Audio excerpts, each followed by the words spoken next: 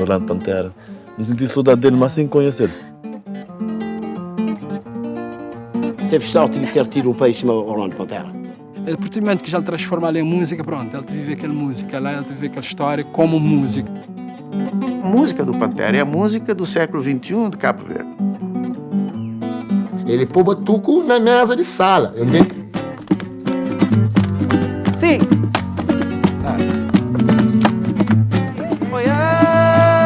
Talamente, se chora, te toca o pé no chão, te salta de alegria.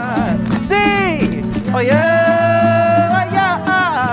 Nós andamos pelo mundo, não é? E foi uma grande aventura.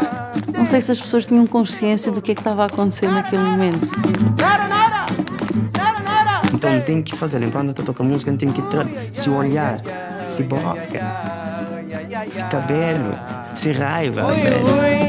Sempre sorridente, sempre pronto, delicado.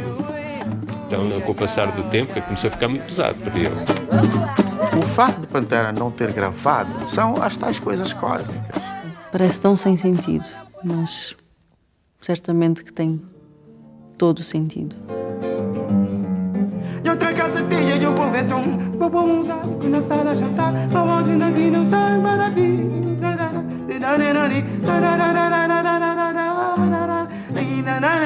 Esqueci a letra.